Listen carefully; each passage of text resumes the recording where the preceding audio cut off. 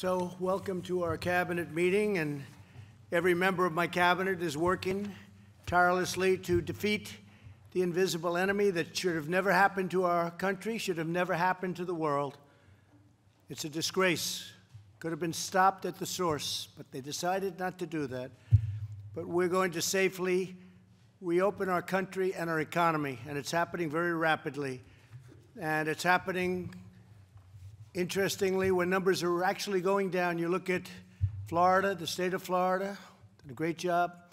You look at Georgia, you look at others, they're open, and some are doing extremely well, far beyond what people thought, and the numbers are going down. The numbers that we have been talking about for the last 2 months, they're actually going down, so it's really terrific. In our drive to crush the virus, the U.S. has completed nearly 12 million tests, and that number today is almost 14 million. Nobody's close. Germany would be second with approximately 10 million less than us, and we also have the best tests. South Korea is doing very well, but we're at 14 million, and they're at numbers that are very small by comparison. What has been done with testing, what's been done with ventilators, what's been done with the distribution of product has been incredible. We've made a lot of governors look very good. We've actually made all of the governors look very good. Some have done a good job, but we've made them all look very good. We got them equipment, and we got them their gowns and their ventilators and their tests like nobody would have thought possible. Vaccines are moving quickly into phase 1 and phase 2 trials, and trials of dozens of therapies and cures are underway, and we're making tremendous strides with therapies, cures, and vaccines. I think we're way ahead of schedule. And you probably heard logistically, we have our military engaged. And as soon as we have whatever it is that we're going to have, whether it's therapeutic or vaccine, it will be distributed very rapidly. Our military is ready to go. They can deploy hundreds of thousands of men and women a day. And now what they're going to be doing is they're going to be doing the vaccine, which we are geared up for even before we have it. But the chances of us having it are extraordinary. Secretary Azar will update us on all that we're doing to safeguard Americans. I'll be talking in a second. To protect our people and defeat the virus, we must also defend the health of our nation's economy. Secretary Mnuchin will report on the economic recovery efforts and the good numbers that are being produced ahead of schedule. Secretary Carson will update us on the White House Opportunity and Revitalization Council. And Ben, you've done a fantastic job. We appreciate it. He's looked at HUD much differently than people that would have been in the pure real estate business, and he has a way of seeing things that's different and really good for our country. And Ben's working on very hard different plans to restore health and prosperity to disadvantaged and minority communities, and that's really working out well. One of the things we're very proud of is opportunity zones. Tim Scott of South Carolina came to me with a proposal, and few people understand how successful the opportunity zones have been. It's a great tribute to Tim and to others in the Senate that helped us with that. The pandemic has shown once again the vital importance of economic independence and bringing supply chains back from China and other countries. I probably got elected. One of the primary reasons was that. Make America great again, America first, call it whatever you want. But we went way out of bounds. We build a car and we go to 12 countries to build a car. I want to build a car from one country. We make the parts. To achieve this goal, we've slashed red tape and bureaucracy and unleashed the largest industrial mobilization since World War II. Especially when it comes to big things like a ventilator. It's a very big, clumsy, highly sophisticated product. And we have now assembly lines. We're the talk of the world. We're supplying them to other countries. We're helping other countries that are going through this plague, and they're never going to be able to do ventilators. So it's really been an incredible thing what's happened. It's the biggest mobilization since World War II. And we're fighting for the livelihoods of American workers, and we must continue to cut through every piece of red tape that stands in our way, and that's why this is such an exciting meeting. Beyond being a cabinet meeting, which is always good, because with millions of Americans forced out of work by the virus, it's more important than ever to remove burdens that destroy American jobs. In a few minutes, I will sign an executive order instructing federal agencies to use any and all authority to waive, suspend, and eliminate unnecessary regulations that impede economic recovery. And we want to leave it that way. We want to leave it that way. In some cases, we won't be able to, but in other cases, we will. And you've heard me say many times, I've said, and I've said it very strongly, that regulations, we've done more regulation cutting than any president in history, whether they're there for 4 years, 8 years, or in one case more.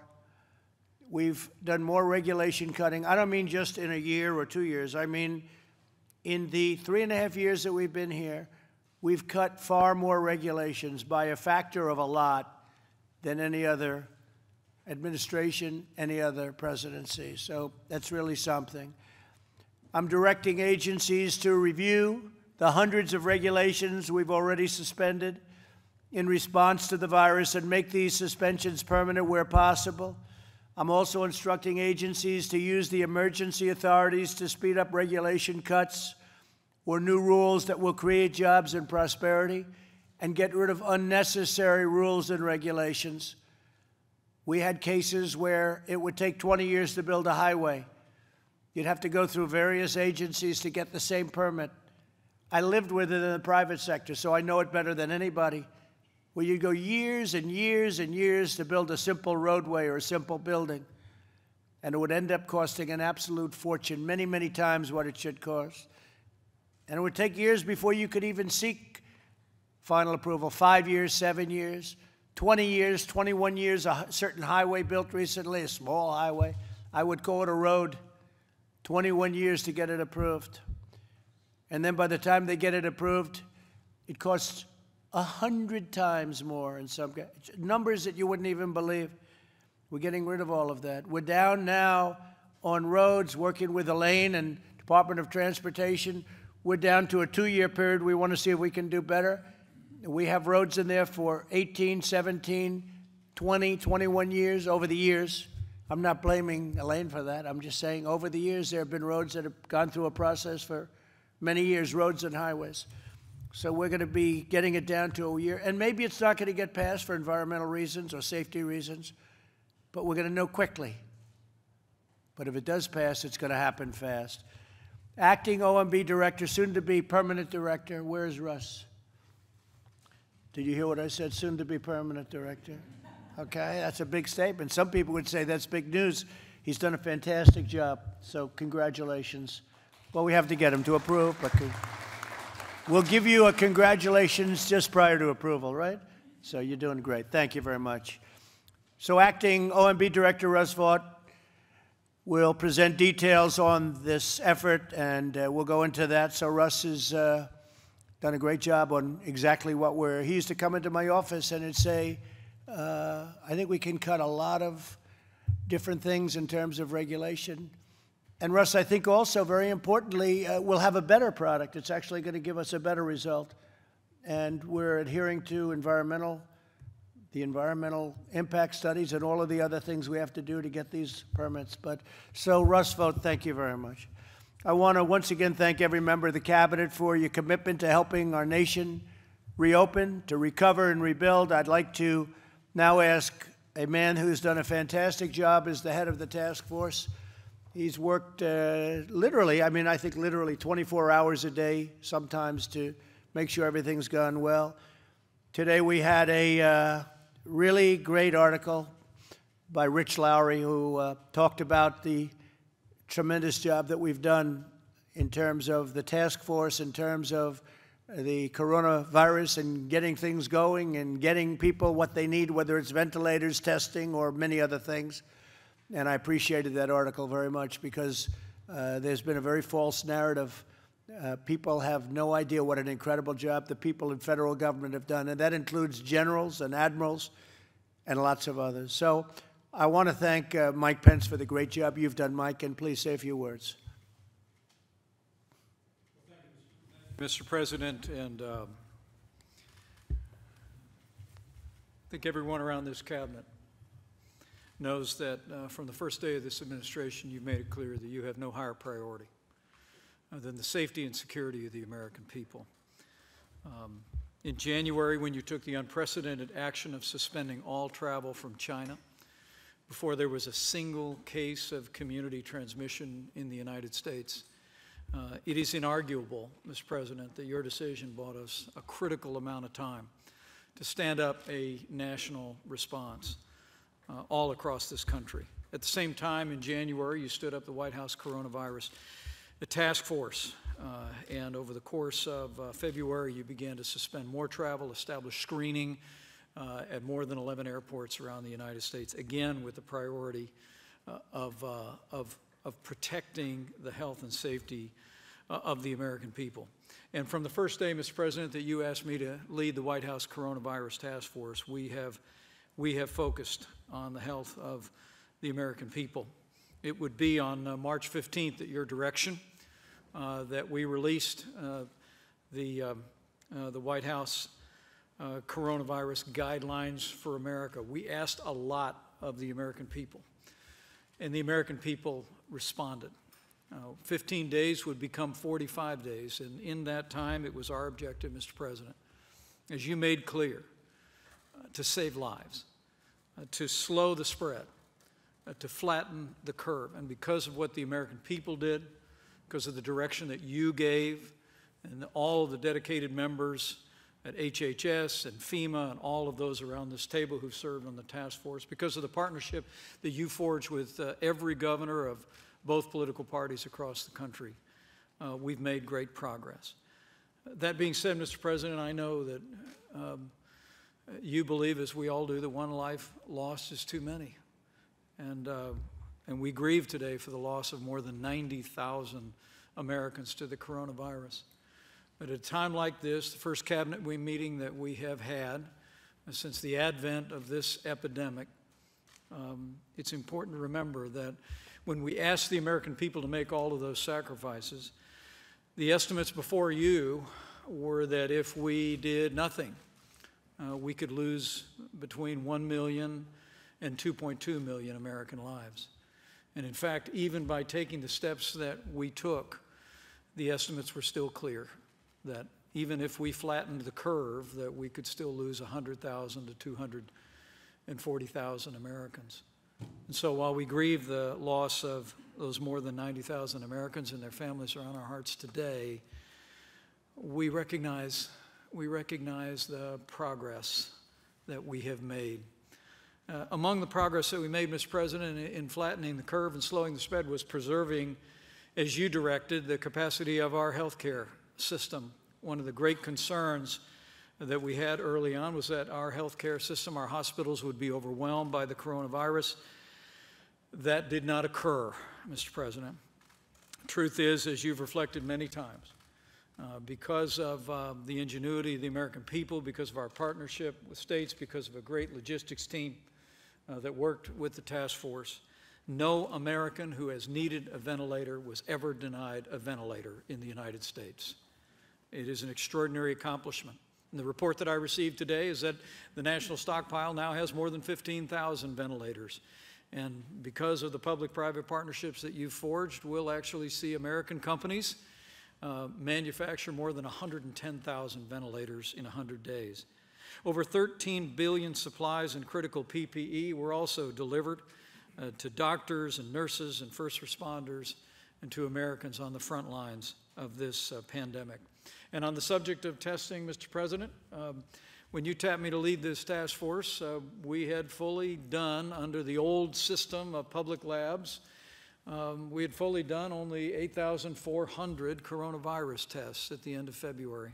But as you just reflected, because of the public-private partnership that you formed with commercial labs across the country, we've now performed nearly 12 million coronavirus tests and more than 400,000 in a single day this past weekend. And Mr. President, as I'll share with the team, as we're increasing testing, the good news to Americans is, nevertheless, cases are going down. You reflected on that in your visit to the Capitol today and in your opening remarks. And in that, I hope, despite the heartbreak and the hardship that we have all endured, I hope the American people can sense that they've made progress, that as we continue to scale testing all across the country, our team with Admiral Giroir at the helm and FEMA at the helm estimates that we'll be able to conduct maybe 40 to 50 million tests a month by this September. But even as testing is expanding across the country, we're seeing cases coming down, and that's a tribute to the American people. But it's not just been the health of the American people that's been challenged, Mr. President. As you rightly observed, businesses large and small who have had to shutter their operations. We heard from restaurant owners earlier this week. And with the great work of our Secretary of the Treasury and your leadership, Mr. President, $188 billion in loans have been approved to small businesses. Nearly $583 million have been awarded through community health centers, all 50 states. We have been there at the point of the need for businesses large and small. We have been there for vulnerable populations. And at your direction, Mr. President, we'll continue to lean forward in that fight. The action that you're taking today with signing the executive order is going to make it even more possible for us to build this economy back again for the American people. And it was in that spirit that 1 month ago, Mr. President, as I close, you directed the White House Coronavirus Task Force to release guidelines to open up America again. And I'm proud to report to the Cabinet today that our best information is that all 50 states, as of today, are partially reopening their economies. And the American people are responding and breathing that free air again. They're doing it responsibly. They're enjoying the opportunity to be out in many states, to enjoy restaurants, businesses opening back. The big three automakers went back to work this last Monday in Ben Carson's hometown of Detroit. And America is on its way back through a great, great season of hardship. It's a testament to the resilience of the American people. So, Mr. President, you charged the White House Coronavirus Task Force to have one mission, and that was save lives. To have one team, and that was to forge relationships all across the country. Because of your leadership, because of the great work of this cabinet, because of governors around the country, but mostly because of our incredible healthcare workers and the cooperation of the American people, we've slowed the spread, we flattened the curve, and we are reopening America. And Mr. President, I'm proud to report to you that we're on our way. And I promise you this entire team is going to continue to work with governors around the country at your direction until we bring the American economy all the way back, as you often say, bigger and better than ever before. So thank you, Mr. President. Thank you very much, Mike. And again, thank you very much for doing a great job. So I'm going to sign this now, and then Ben and Steve will speak, and then we'll go around the room a little bit, and we'll say what we want. I'd like to congratulate Rick Grinnell for doing such a fantastic job as acting. I don't think you want to be permanent, so I think you're very happy to be acting, but what a job. I think you'll go down as the all-time great acting ever at any position. So thank you very much, Rick. Thank you very much. Would you like to say something? Go ahead, please. Sure.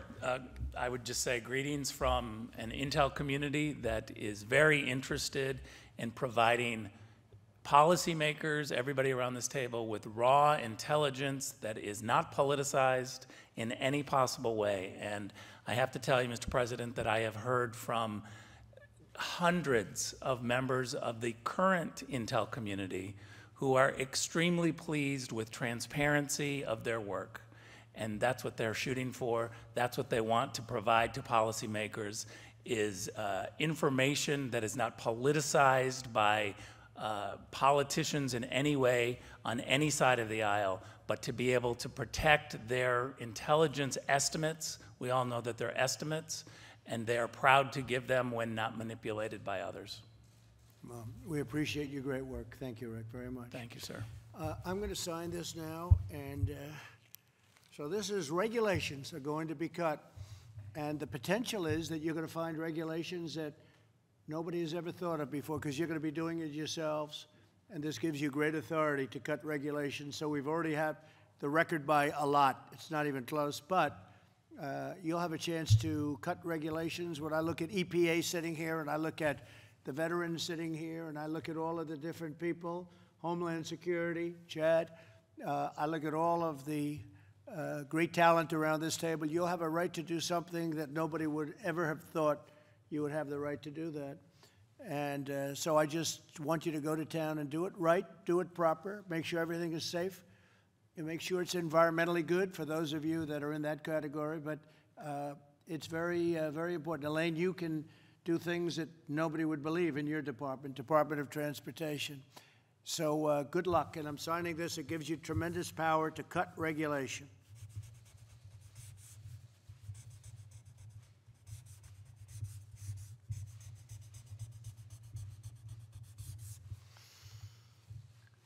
Here you go, Ben. Here, take that.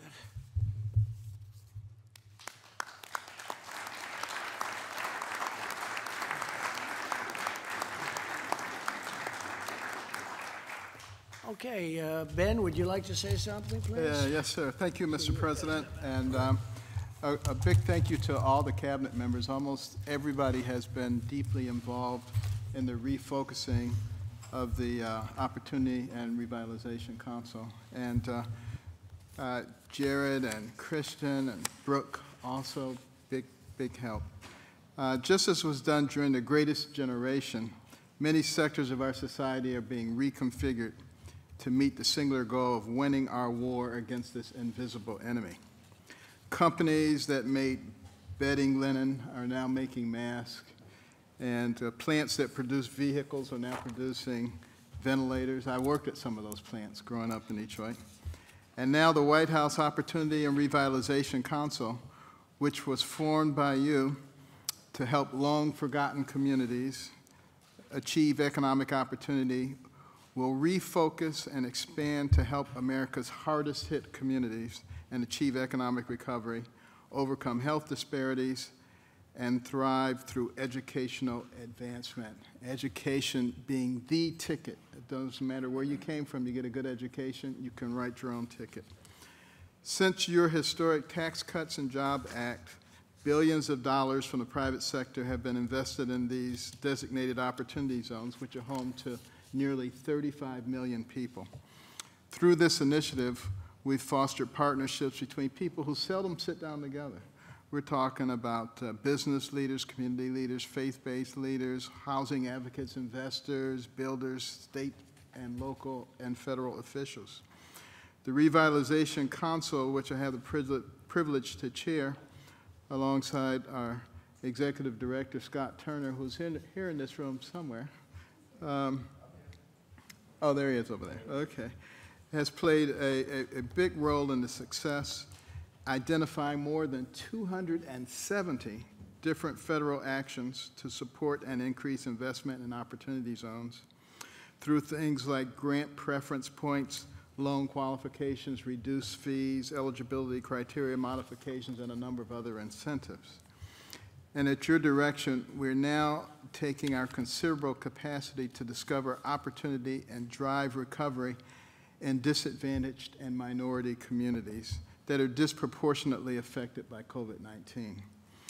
Based on our work and analysis, the Revitalization Council is identifying diverse policy approaches in areas including housing, education, technology, broadband, workforce, entrepreneurship, health, and long-term community development.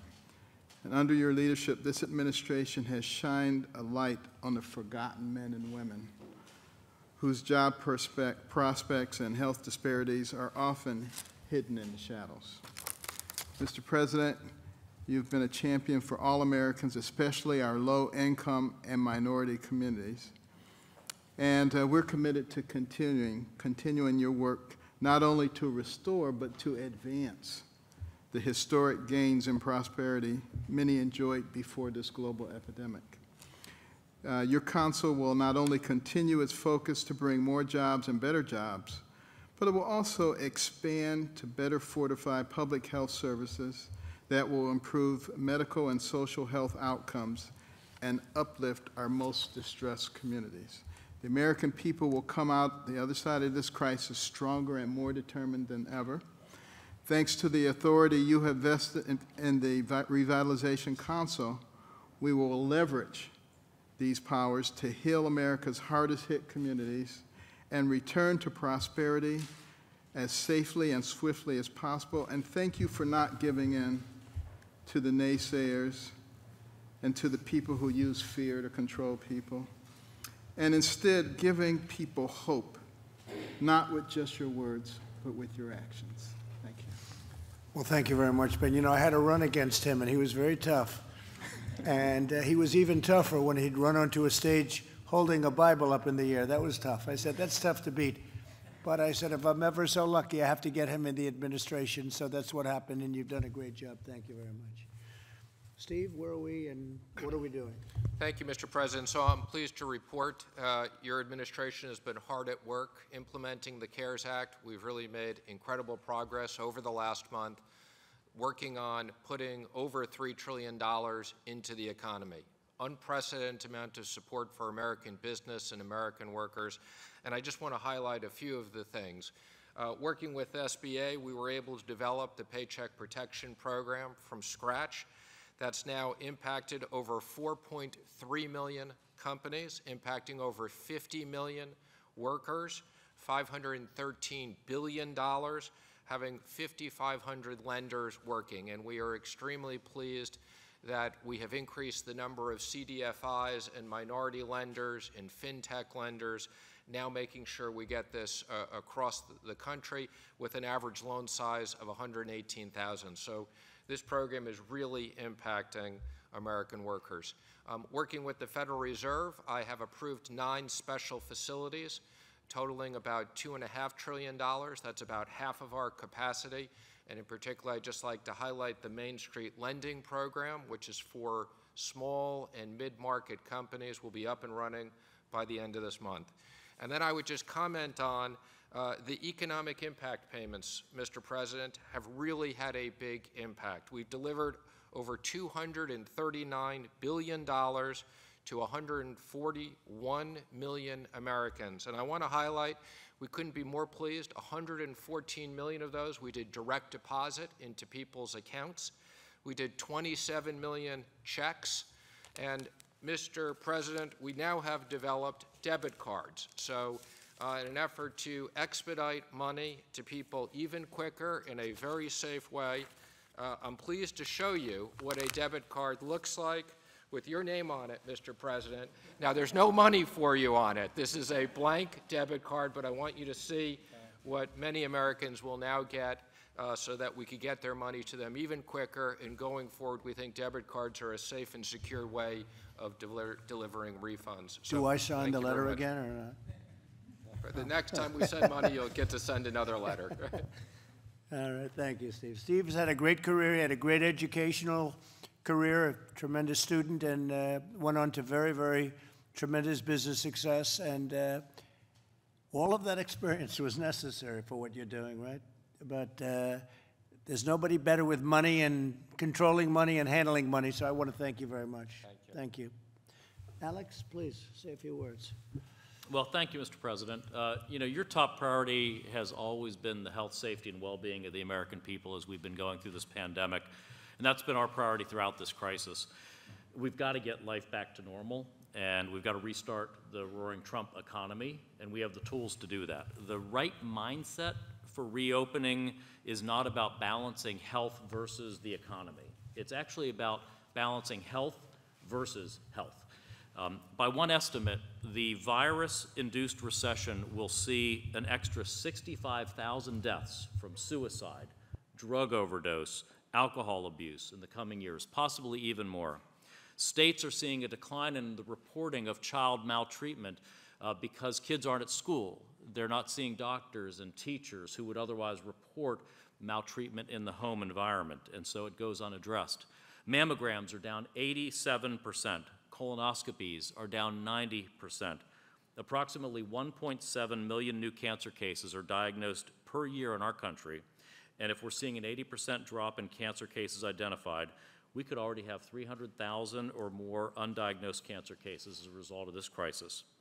A CDC report found a 60% reduction in vaccine administrations, including for our kids, pediatric vaccinations, millions of kids not getting vaccinated. The good news is that under your leadership, we built a path forward so that we can have safe reopening. We have the surveillance tools. We have the testing tools. We have the containment methodologies and resources. We are developing therapeutics and we're developing vaccines. So we have the strategy and the recipe to support the safe reopening of our economy. And for the sake of Americans' health and well-being, we've got to support this and move ahead with safe reopening. You know, I mentioned some of the physical health risks of keeping our country closed down. But we have here today with us our Assistant Secretary for Substance Abuse, for Mental Health and Substance Abuse, Dr. Ellie McCants-Katz, who's a psychiatrist and is the first ever psychiatrist to lead SAMHSA. And she, if you don't mind, was going to say a couple words really about how extended stay-at-home orders can impose really lasting mental health challenges for us, if that's okay, Mr. President. We'd love that. Please, Doctor.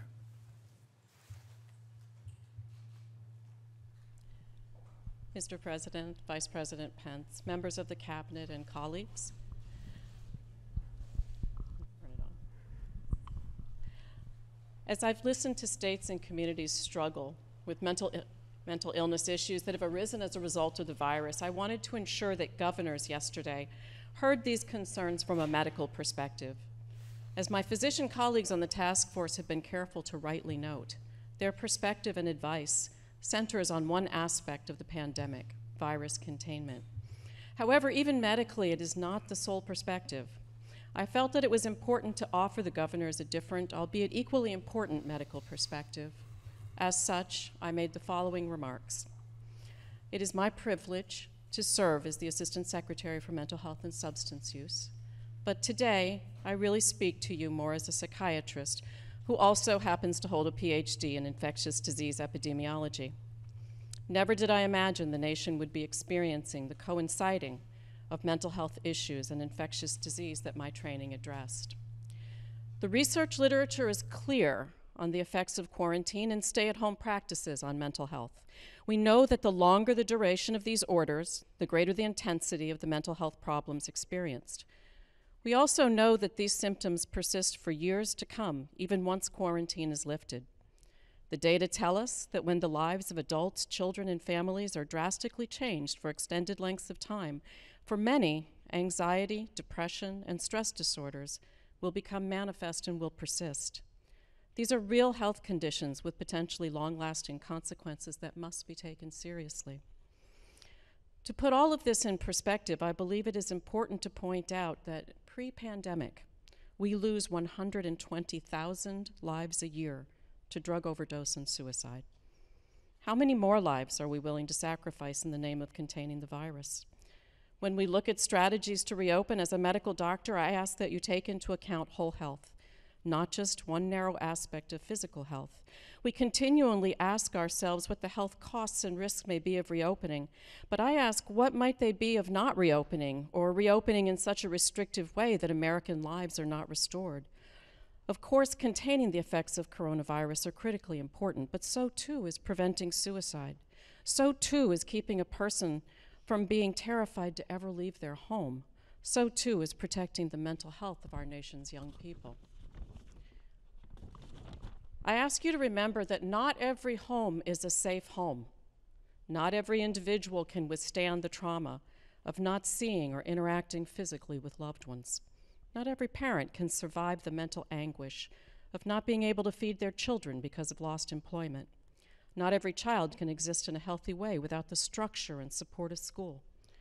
We have to take a step back and recognize the other effects of our policies. While we contain the virus, are we increasing the risk for suicide and drug overdose? Are we creating a future of substance use and addiction for millions of additional Americans? And if we are doing those things, why have we decided collectively that this is okay? We've worked so hard in states and communities across this country to combat epidemics like the opioids crisis. Why are we willing to forget those efforts now or deem them less important? As a psychiatrist, I would argue that a life lost to suicide is just as important as a life lost to coronavirus. A family who loses someone to drug overdose experiences the same grief as a family who loses a loved one to coronavirus. Let us not forget that all American lives are precious. Our citizens count on us to remember their health and safety in all aspects of life. The preservation of Americans' health and the health of our citizens cannot be measured by only one metric. Virus containment cannot be our only goal, no matter the cost to Americans. If we ignore the reality of the enormous mental health strain we've put on our citizens on the backdrop of an already overburdened mental health care system, I'm saddened but certain that the next major public health crisis of our time will be that of mental and substance use disorders, and it is not far behind. I urge you to factor this reality into your planning, and I thank you for the work you've done thus far on behalf of the millions of Americans with mental and substance use disorders. Thank you very much, Doctor. Appreciate it. Very sobering. That's tough. That's very tough. But we're getting there. We're getting back, and that's very important. Thank you. Great job. I'd like to ask Chad Wolf from Homeland Security just to say, maybe discuss the record low numbers we have of people crossing the border, our southern border in particular. Absolutely, Mr. President. I think we are taking, at your direction, the Vice President's direction, the task force, we've taken a number of measures that protecting public health, proactive and prudent measures at the border. Those include non-essential travel restrictions that we have with both Canada and Mexico. Those also include continued construction of the border wall system, but perhaps most importantly, new measures that we've instituted along that southwest border regarding illegal border entries. And those are the numbers that you're referring to. Last month in April, we had a little under 17,000 folks that crossed the border illegally. Compare that to a year ago, April of 19 was over 120,000 individuals. So and they were all brought out, right? That's right. And so 80% 17,000 crossed, but 17,000 were brought out, sent back. 80% of those 17,000 were removed within 120 minutes, 2 hours. The rest took just a little bit longer, but are continuing to be removed as well. So, and that's a first. That's a first in the last 40 years. That's absolutely right. Again, at your leadership, the task force leadership, we continue to make progress on that border. Good. Thank you very much, Chad. Thank you. Also, Mark Meadows, who's our chief of staff, he's been around Washington for a while. He's very popular in North Carolina. He had a seat that was very easy for him to keep, and I talked to him long and hard for a while, for a long while. But he's a friend of mine, but he's going to go down as the ultimate, hopefully, chief of staff. So, Mark, it's really nice to have you. Would you like to say a few words? Thank you, Mr. President. Obviously, your work and the work of this cabinet on behalf of the American people is very evident. It's critical that we make sure that Americans are healthy, safe, secure, and prosperous. And because of the work of everyone around this table, and more importantly, your leadership, we're setting the example of how not only to tackle one of the most difficult silent killers that we've ever faced in our history, but also how to come out of that more united. And because of your executive order today, we are not only ready to reopen our country, but we're open for business once again. So I thank you for your leadership, and it's an honor to serve you and the people of this great country. Thank you very much, Mark. You're doing really, really well. Appreciate it. And Bob Lighthizer is working on the trade deal with UK, United Kingdom, and I hear they want to very much do it, and we'd like to do it. How are you doing? Well, thank you, Mr. President. We're doing well. I'm never in a hurry to do a deal, as you know. So, yeah, we'll see how that works out. I would like to report, though, that on July 1st, we'll have USMCA fully in effect, which is just in time for the reopening. We'll have the new rules that'll help American workers, farmers, ranchers. And we're now beginning to see some substantial new sales. I'll defer to Sonny, of course, on agriculture, but in the agriculture area and a variety of others because of this and the other deals that you've done. But in terms of the UK deal, we're just beginning that, and we'll see how that turns out. As you said to me 1,000 times, we'll see how that turns out. So that's what I tell them. We'll see how that turns out. Through experience. You never know. You never know, do you? Well, we usually do. And actually, we've signed a great deal with Japan, $40 billion. We've created a new deal with South Korea, which was many, many billions of dollars. It was a defective deal. Now it's a very good deal. But USMCA is actually the largest trade deal ever made anywhere in the world. People don't realize the amount of business that we do with Canada and with Mexico is monumental. It's the biggest trade deal in the world. bigger than the deal we made with China. Most people don't know that. And the China deal is kicking in. They're buying a lot, but I feel differently now about that deal than I did 3 months ago. And we'll see what all happens, but it's been a very disappointing situation.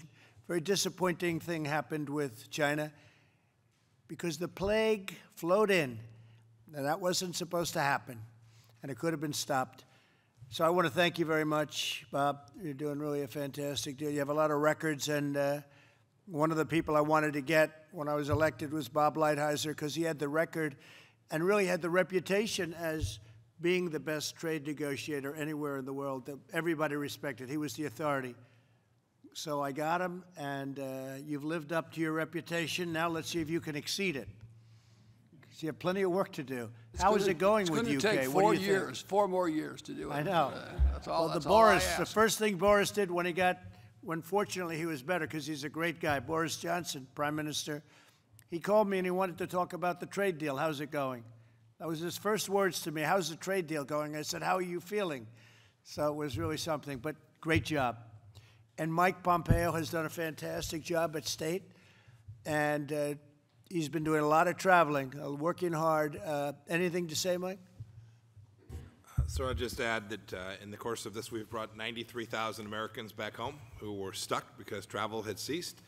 State Department's done fantastic work getting these Americans back to their families. There's still a few more out there. We still got a little more work to do.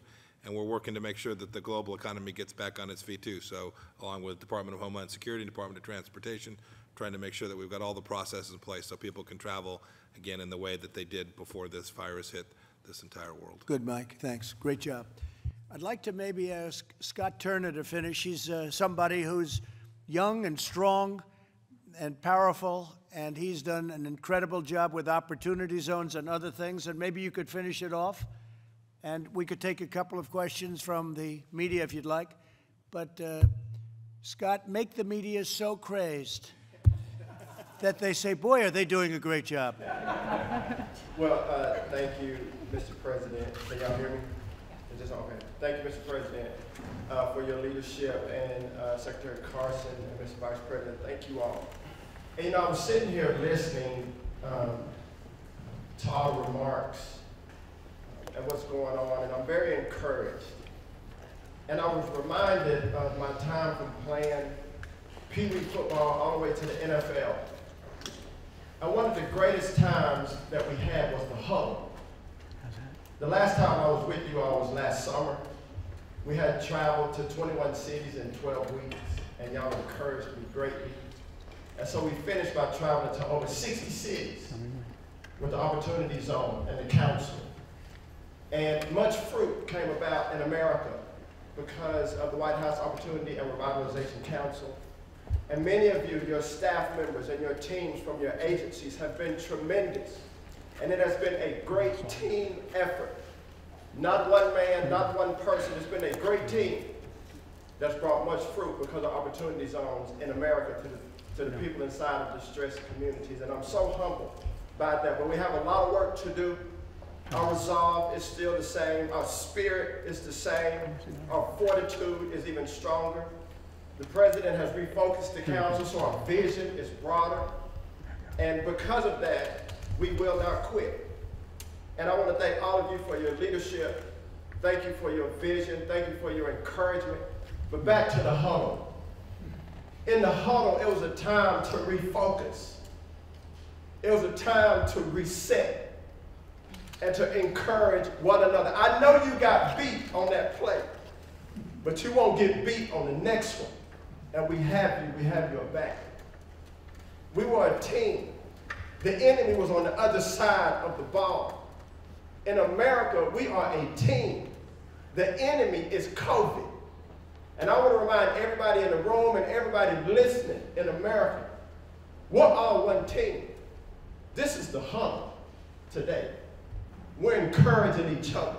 We have each other's back. We know to anticipate what's happening on the next play. We have a great game plan. We got great leadership all around the room. It's a tremendous team. And it's called the United States of America. COVID will get whooped. It will.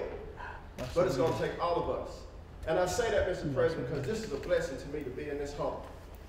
But when we say ready, break, the enemy better look out, because we're going to be victorious against the enemy and have long-term sustainability and a generational vision for America. So long after we're gone, the people that come behind us will be blessed. So I want y'all to be encouraged, and thank you, Mr. President. Thank you, Dr. Carson, and Mr. Vice President, and all of you for your leadership. And I'm encouraged to be here, so thank you.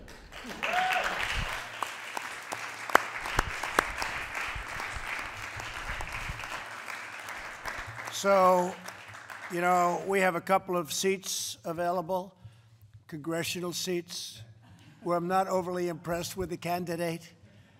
And I think, would you like to move to a little different section of the United States? Because I could guarantee this guy would be in Congress in about 2 minutes. And, you know, I know somebody that knew Scott from the NFL. I said, what kind of a player was he? He said he was fast, but more than anything else, he was tough. He was just mean and tough. And that's what we want. He's tough, but he's got a great heart. He's got a great heart. And I've known him now a long time, Scott. And we're lucky to have you. Thank you very much. Thank you. Fantastic. Drew, we're tough. Okay, any questions, please? Yes. Steve, go ahead.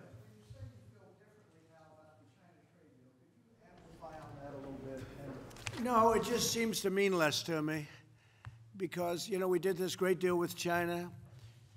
They have to buy billions and billions of dollars of product, farm product and other product. And it was very exciting, one of the biggest deals ever made. Actually, not as big as the USMCA, which surprises people, but it could have been bigger over a period of time because the potential there is just beginning, in a sense. And it was very exciting. But once the virus came in, once the plague, as I call it, came in, I said, how did they let that happen? How did they let that happen? And how come it didn't go into other sections of China? Why did they block it from leaving Wuhan, but they didn't block it from going to the rest of the world, including the United States? Why is that? Beijing doesn't have it. Other places don't have it. So why is it that it was blocked very effectively from leaving that area and going into China, but it went out to the rest of the world, including the United States? And why didn't they let us go in and help them fix it? So I'm very disappointed in China. Yeah. Mr. President, why haven't... Just to follow up, you've been talking about possible retaliation for that. Are you any closer to a decision on that, sir? I don't talk about retaliation. Go ahead. Mr. President, why haven't you announced a plan to get 36 million unemployed Americans back to work? You're overseeing historic economic despair. What's the delay? I think we've announced a plan. We're opening up our country. Just a rude person you are. We're opening up our country. We're opening it up very fast. The plan is that each state is opening, and it's opening up very effectively.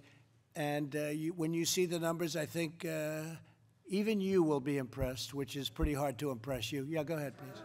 Go ahead. It's enough for you. Go ahead. Thank you, Mr. President. Canada has confirmed that the border is going to remain closed until June 21st, 10 days before the USMCA. Aren't you worried for the economy of the border states? Yeah, we do, and we speak to Canada all the time. Obviously, the relationship is very good with the Prime Minister and myself and with the two countries. You know, Canada's our neighbor. We have a great relationship. We love Canada. So we're going to be talking, and at the right time, we'll open that up very quickly. That'll go very easily. Yeah, please. It could happen before June 21st? Yeah, it could. Sure, it could. They're doing well. We're doing well. We're both doing well. Thank you. Mr. President, you've said repeatedly that the United States is now the king of ventilators and that we have so many that we're sending them overseas, selling them, and then in some cases actually gifting them to other countries. My question is, are you looking to use these diplomatically to strengthen ties with other nations and counter Chinese influence in some parts of the world? No, I'm not looking to do diplomatically. I'm looking to save lives. If we can save lives of another country, that's a great thing. So I'm only looking to save lives. Probably that's good diplomatically, but I'm not looking at that. You have countries that have no chance. They have no ventilators. They don't have a capacity to build them. And we're sending hundreds and even thousands, and we have thousands now, and they're being produced at a very rapid pace. Jared and his whole team of geniuses from Silicon Valley and other places came in, and they've done an incredible job. So we have them by the thousands. We had none, essentially. We had very few, and they were obsolete. They were broken. We're building not only a lot of them, but we have a very high-quality ventilator, one of the highest. So countries know that, and they're calling us, and they're asking for help. They need help.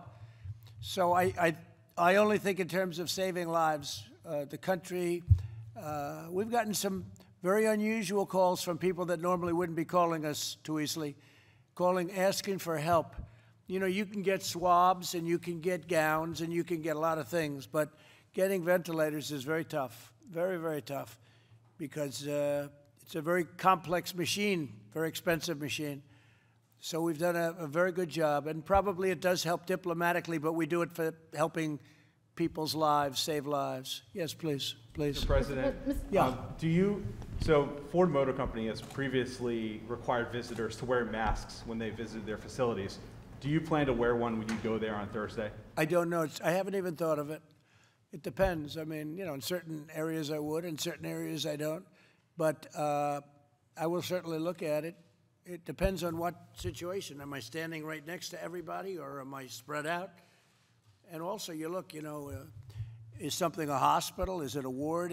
What is it exactly? I'm going to a plant. So we'll see. Where it's appropriate, I would do it, certainly. Yeah. Mr. President, you continue to talk about helping minority communities. What specifically are you looking at to help those communities? What actions? So one of the things I was most proud of was the minority community and all of the work we've done for the minority communities. Black unemployment, Hispanic unemployment, Asian unemployment was the best ever in the history of our country. We've never had anything like it. We've never had so many African-American jobs ever in the history of our country by far. And we are bringing our country back, and a big focus is exactly that with the minorities. Specifically, if you look at the Asians, they've done incredibly well. Hispanics, incredibly well. African Americans, record-setting every month. You know that. Every month there was a record-setting jobs number. And that's what we want to do. We want to get it back to that level. We had to artificially close our country. One day we did the right thing. We would have lost millions of lives if we didn't. Think of it. If we lost 100,000 lives, the minimum we would have lost is 1.2 million, 1.3 million, 1.5 million maybe. But take it to 1 million. So that would mean 10 times more that we lost already. Now, I've seen hospitals like Elmhurst, Queens, where I grew up near that. I know that hospital, where they had one day 11 body bags in a hallway, and they had some outside. And that they had refrigerated trucks coming to take bodies away. Now multiply that times 10. It would have been unacceptable. And that's the lowest number possible. It probably would have been times 20 or maybe 25. So we did the right thing, but now we have to get back to work. And we want to open up, and the people want to open up. But we've learned a lot about the disease. We've learned about distancing. Nobody ever heard of social distancing before. We've learned about the washing of hands. I used to wash my hands a lot, but I tell you right now, I wash them more. We learned a lot. And we also learned how to put out the embers or the fires, whatever may come. We learned without having to close down the whole country. And we have big sections of our country that don't have much of a problem. We have some sections that don't have any problem at all. So we're opening up our country. We're doing really well. And most excitingly, we're working on vaccines, therapeutics, and cures that are really moving along at a level that nobody would have thought possible. And the military, I could say Mark Esper. Okay, you know Mark Esper. He's become a very important person in the world of medicine because his military is going to be distributing, whether it's therapeutically or whether it's cures or whether it's a vaccine. And by the way, I have to say all three are doing unbelievably well, but Mark and the military are going to be getting them out. So he has hundreds of thousands of people that he is immediately that work for us right now. They're fully ready to deploy. They're ready to get the job done. They'll be doing it in a record business. And everything we've done with the military has been terrific. We've had admirals, we've had generals. I remember when crying Chuck Schumer said, we should get the military involved. I said, they are. He said, we should use one of our generals. I said, we do. Our generals have done a great job, Jared, right? And our admirals have done a great, we had everybody involved. And they are tremendously talented people. And this isn't what they do. They fight. They're great fighters, and they fight. But, yeah, the minority communities are really going to be well served. I think we are going to get that right back, and this includes everybody. This includes our whole country, but right back to where it was, which was record-setting numbers. What are the specific options right now that you are considering for those communities? Right now, we're opening up areas, and a lot of people are getting jobs. I heard some numbers yesterday that were really incredible. The amount, percentage-wise, of the country that opened up so quickly over the last few days. I think you're going to see some very big numbers, and I think next year is going to be an incredible year economically. You can never make up for all of the loss of life. You can never do that. From an economic standpoint, however, next year is going to be, I think it's going to be potentially a great year for us. Yeah. Please. The FDA has said hydroxychloroquine should not be used outside of a hospital setting. Or no, that's not what I was told. No, there was a false study done where they gave it to very sick people, extremely sick people, people that were ready to die. It was given by obviously not friends of the administration. And the study came out, the people were ready to die. Everybody was old, had bad problems with hearts, diabetes, and everything else you can imagine. So they gave it. So immediately when it came out, they gave a lot of false information. Just so you understand, great studies came out of Italy on hydroxy. You know what I'm talking about, right? Right? Great studies came out, and the combination of the three. But we had some great studies come out. Italy, France, Spain, ourselves, many, many doctors, many doctors came out and they said, it's great. Now, you have to go to a doctor. I have a doctor in the White House. I said, what do you think? And it's just a line of defense. I'm just talking about as a line of defense. I'm dealing with a lot of people. Look at all the people in the room. You know, I'm the president, and I'm dealing with a lot of people. And it's a very inexpensive drug. It's almost pennies. It's very inexpensive. And it's been out for close to 70 years for a couple of different things, right? Lupus and malaria and even arthritis, they say. But I think it's worth it as a line of defense, and I'll stay on it for a little while longer. I'm just very curious myself, but it seems to be very safe. But that study was a phony study put out by the VA. You may want to talk about that. I mean, we could talk about that if anybody wants to, and maybe I'd ask Alex to talk about then. If you would introduce our great talented head of the VA and let him say a couple of words. But that was a phony study, and it's very dangerous to do it. The fact is, people should want to help people, not to make political points. It's really sad when they do that. Go ahead. Yeah, so hydroxychloroquine has been approved by the FDA for decades here in the United States for the treatment of malaria, for the prevention of malaria, treatment of lupus, treatment of rheumatoid arthritis. And the system we have here in the United States that is once a drug has been approved and on the market, a doctor in consultation with a patient may use it for what we call off-label purposes, which are indications that are not yet proven and not yet in the label. And this is the right to try president. He, for the first time, got the historic right to try legislation for experimental therapies, but that applies to our existing regime, which is approved products may be used in the judgment of a physician in consultation with their patient. As the president said, and I'll ask Secretary Wilkie to talk a bit about the VA study, there's been some studies around the use of hydroxychloroquine later in disease progression, but we are still working on some controlled studies earlier in the disease progression to see if we can measure the effectiveness of it in preventing the replication of the virus and spread in mild to moderate cases rather than the more serious, and that data is still pending. And it's got, well, it's gotten very good reviews, very good from many, many doctors, many, many doctors. Secretary, please. Thank you, Mr. President. I want to clear up something that the media has not reported accurately.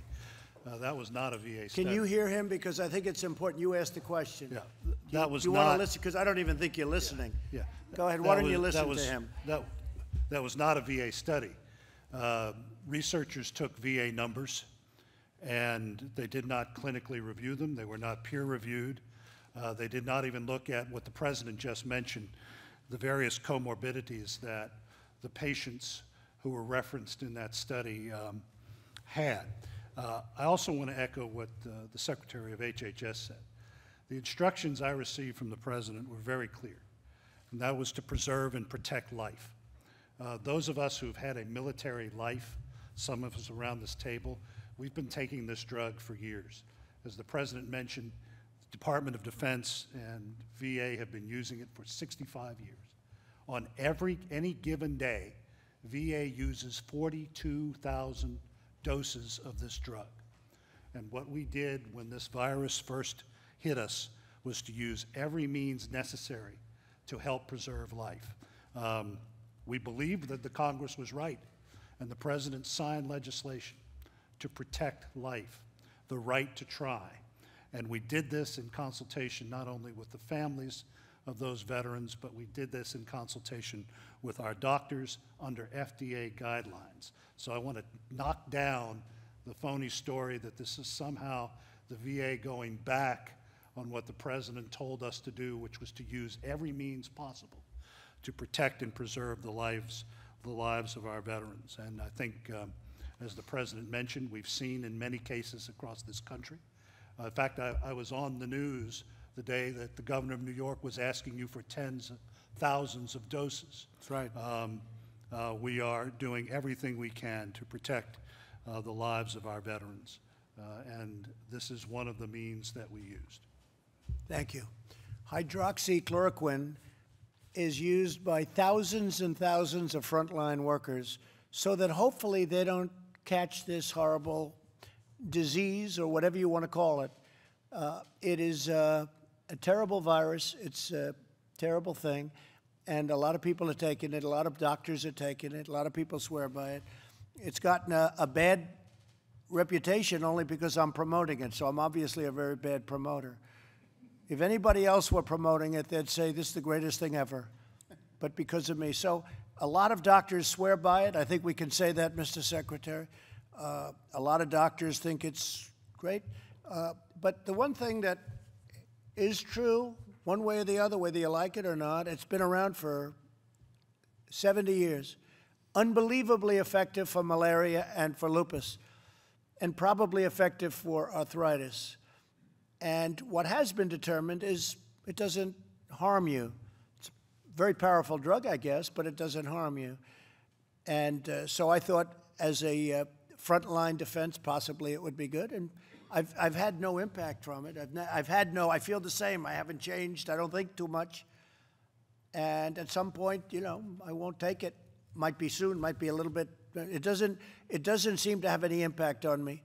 But it seems to be a extra line of defense, and it's gotten tremendous reviews from some people, including many, many doctors all over the world. And you should look at some of the studies. They've been amazing, some of the studies. But that's up to people, and it's up, I think, strongly recommend to people with their doctor's advice and acknowledgement. Okay?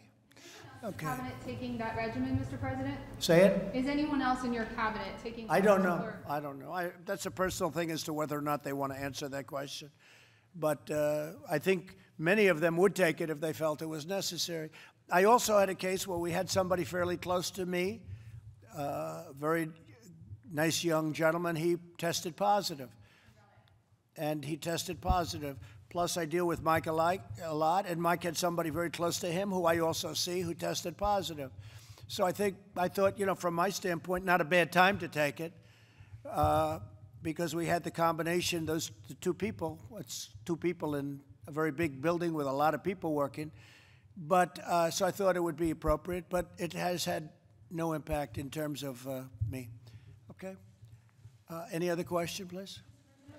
Mr. President? Yes. Go ahead. Do you want to go? Go ahead. I just want to ask you a question on Brazil. Who's, Brazil. Which is now, yes, in third place now, catching up to Russia in second place for a number of cases. Are you finally considering a travel ban from Brazil and Latin America? We are considering it. We hope that we're not going to have a problem. The governor of Florida is doing very, very well testing, in particular Florida, because a big majority come into Florida. Brazil has gone more or less herd. You know what that is, herd. and they're having problems. By the way, you know, when you say that we lead in cases, that's because we have more testing than anybody else. So we test much more than anybody else. Again, we're close to 14 million. It was said 12, 12 and a half. It's actually, I think, close to 14 million now. And so we have 14 million tests. And Germany, if they do 2 million, that's a lot. And others are doing 1 million. So if you're testing 14 million people, you're going to find many more cases. Many of these people aren't very sick, but they still go down as a case. So actually, the number of cases, and we're also a much bigger country than most. So when we have a lot of cases, I don't look at that as a bad thing. I look at that as, in a certain respect, as being a good thing, because it means our testing is much better. So if we were testing 1 million people instead of 14 million people, we would have far fewer cases, right? So I view it as a badge of honor. Really, it's a badge of honor. It's a great tribute to the testing and all of the work that a lot of professionals have done, okay?